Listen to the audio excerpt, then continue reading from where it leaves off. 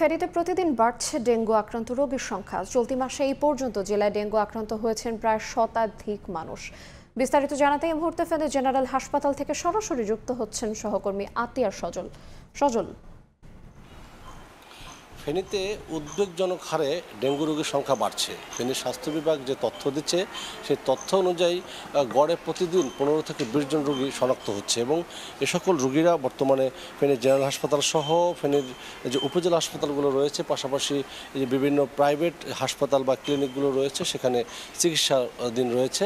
এবং স্বাস্থ্য বিভাগের যে তথ্য সেটি বলছে এই গত কয়েক সপ্তাহ ধরে এই প্রকোপটা একটু বেড়ে চলেছে। ফেনীর 6টি উপজেলার মধ্যে সবচেয়ে বেশি প্রকোপ দেখা দিয়েছে ফেনীর দাগনভূঞা উপজেলায়।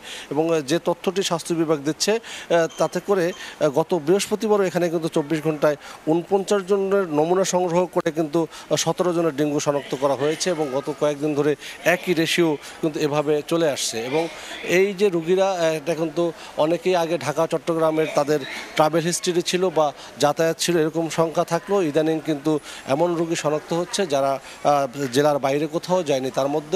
তার মাধ্যমে বোঝা যায় যে ডেঙ্গুর যে বিচরণ তা জেলা জুড়ে রয়েছে। এবং এজন্য স্বাস্থ্য বিভাগ এবং যারা জেলা প্রশাসন তারা বলছেন যে ডেঙ্গু প্রতিরোধে মশা নিধনের যে কার্যক্রম তা চলমান থাকলেও স্থানীয়রা যেটা বলছেন তা পর্যাপ্ত নয় এবং মশার যে প্রকোপ তা দিন দিন বাড়ছে, যার ফলে কিন্তু ডেঙ্গু রোগী আক্রান্তের সংখ্যা বাড়ছে। এজন্য স্বাস্থ্য বিভাগ মশার যে দমন তার পাশাপাশি সচেতনতার বিষয়টি কিন্তু তারা জোর দিয়ে আসছেন। এবং এখন পর্যন্ত যদি বলি এই সদর হাসপাতালে 8-10 জন রোগী ভর্তি রয়েছে এবং বিভিন্ন প্রাইভেট ক্লিনিকগুলোতেও ভর্তি রয়েছে। প্রতিদিনই রোগী ভর্তি হচ্ছে এবং নমুনা সংগ্রহে উদ্বেগজনক সংখ্যক ডেঙ্গু রোগী বাড়ছে। এবং এছাড়া ফেনীর সদর হাসপাতালে কিন্তু আমরা দেখেছি যে এখানে রোগীও রয়েছে উপচে পড়া, যেখানে 250 শয্যা বিশিষ্ট হাসপাতাল হলো এখানে কিন্তু প্রায় 5 শতাধিক রোগী প্রতিদিন ভর্তি থাকে এবং এখানে জনবল সংকটে বিশাল সংখ্যক রোগীদের চিকিৎসা দিতে তারা হিমশিম খাচ্ছে। এবং ডেঙ্গু রোগীদের আমরা দেখেছি যে ডেঙ্গু রোগী সহ অন্যান্য রোগী পাশাপাশি চিকিৎসা নিচ্ছে, এতে করে অন্য রোগীরাও ডেঙ্গুর আশঙ্কায়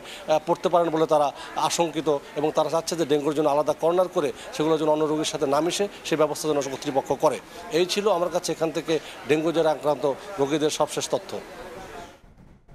আমরা সরাসরি যুক্ত ছিলাম ফেনী থেকে।